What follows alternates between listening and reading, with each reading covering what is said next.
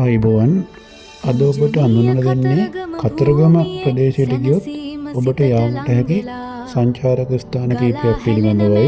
ගඟේ ජලයේ පින්බර දසුනක් ඇඳිලා පැරණි දේවාලයේ සෙවනේ කිරිවෙහෙර සහ අෂ්ටඵල බෝධීන් වහන්සේ ඔබ අනිවාර්යයෙන්ම වන්දනා කරනවානේ. ඊට පස්සේ කර යන්න පුළුවන් කියලා අපි බලමු.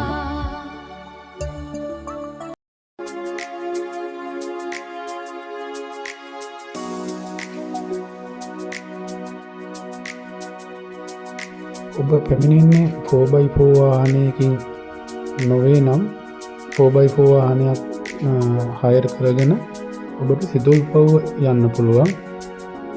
යාල හරහා තමයි සිතුල්පව්ව යවෙන්නේ. සාමාන්‍ය වාහනකින් යන්න එපා. වාහනේ යට වදිනවා.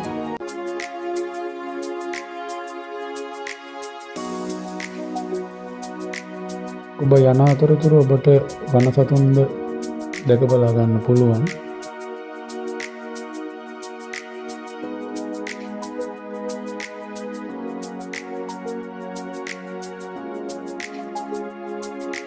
සිතුල්පව්වේ ඔබට ඇතුල් වෙද්දිම ගලක් උඩ චෛත්‍ය රාජාණන් වහන්සේ නමක් පේනවා.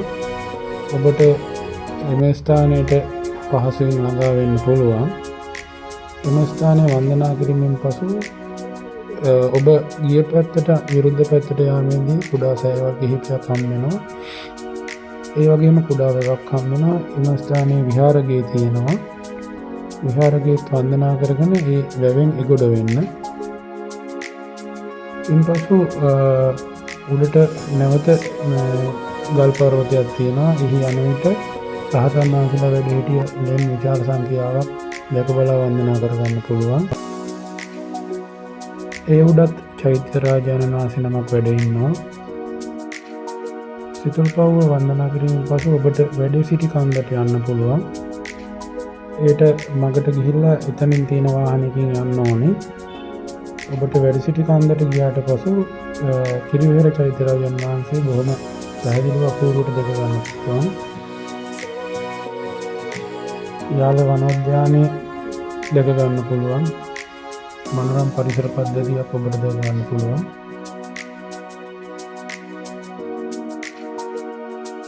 ඉන්පසු ඔබට තිස්ස වෙහෙර වන්දනා කිරීමට යන්න පුළුවන්. තිස්ස චෛත්‍ය රාජාණන් වහන්සේ වන්දනා කිරීමෙන් අනතුරුව ඔබට ඒ අසලම තවත් සෑරාජාණන් වහන්සේ නමක් වැඩ සිටිනවා. සඳගිරි ස්තූපය. මෙම ස්ථානයටත් ගොස් වන්දනාමාන කරගන්න.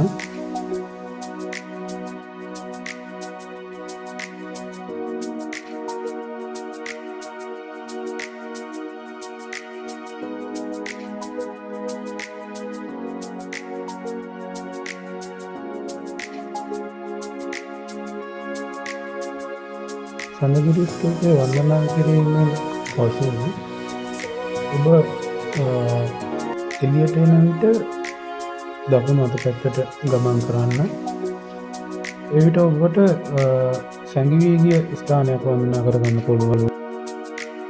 ඒ තමා ජයශ්‍රී මහා බෝධීන් වහන්සේගේ අෂ්ටඵල බෝධීන් වහන්සේ නමක් චන්දන ග්‍රාමයේ වැඩ සිටියා කියලා තියෙනවා. ඒ චන්දන ග්‍රාමයේ බෝධීන් වහන්සේ වැඩ සිටිය බෝධිඝරය දැක බලා වන්දනා කරගන්න පුළුවන්.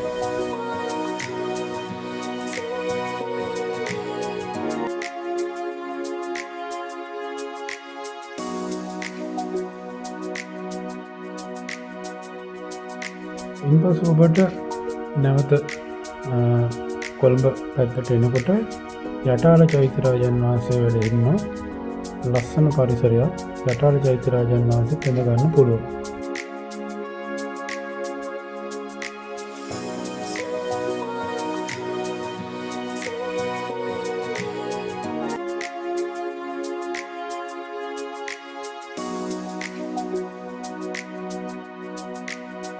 යටාල සෑය වැඳගෙන තව ටික දුරක් යනකොට මණික් වෙහෙර දැක ගන්න පුළුවන්. ඔබට මණික් වෙහෙරත් වැඳ ගන්න පුළුවන්.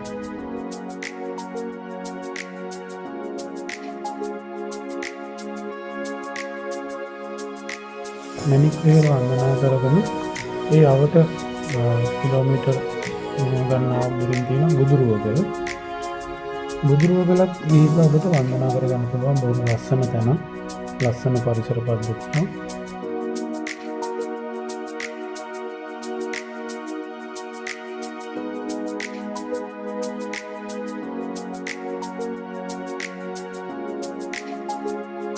බුදුරුවගල වන්දනා කිරීමෙන් පසු ඔබට යන්න පුළුවන් යුදගනාව චෛත්‍ය වන්දනා කරගන්න.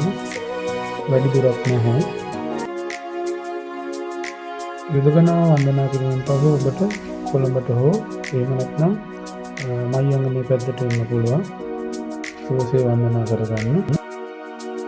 නව වීඩියෝකින් නැවත හම්බ වෙමු.